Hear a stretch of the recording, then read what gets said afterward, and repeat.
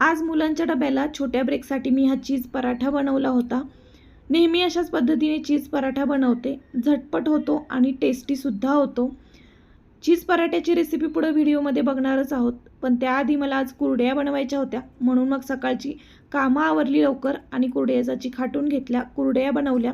आमच्याकडे गहू भिजत घालून कुरडया बनवत नाहीत। झटपट चीक काढण्याची सोपी पद्धत म्हणजे गहू गिरणीवरून भरडून आणतात जाडसर आणि सकाळी लवकर गहू भिजत घालतात भरडलेले आणि 4 ते 5 वाजता त्याचा चीक काढतात मिक्सरवर किंवा मग हाताने चुरून चीक काढायचा। 2 दिवस त्यावरचं पाणी काढायचं आणि मग तिसऱ्या दिवशी कुरडया बनवायच्या। बघा, कुरडया बनवून 1 ते 2 दिवस उन्हामध्ये वाळवून घेतल्या कडकडीत आणि खूप पांढऱ्या शुभ्र कुरडया झालेल्या आहेत। आता बघूया चीज पराठ्याची रेसिपी। अगदी सोपी आहे।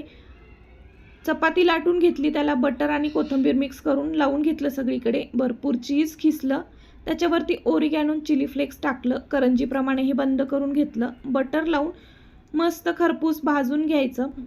पिझ्झा मागवल्यानंतर पिझ्झासोबत छोटे छोटे ओरिगॅनो चिली फ्लेक्सचे पॅकेट येतात, ते तेवढे वापरले जात नाहीत, मी ते स्टोअर करून ठेवते आणि अशा प्रकारे या चीज पराठ्यामध्ये वापरते। आणि सगळ्या पराठ्यांच्या प्रकारामधला हा पराठ्याचा प्रकार माझ्या मुलांचा फेवरेट आहे, खूप आवडतो आणि चीज मेल्ट होतं छान आतमध्ये, त्यामुळं अजूनच टेस्टी लागतो।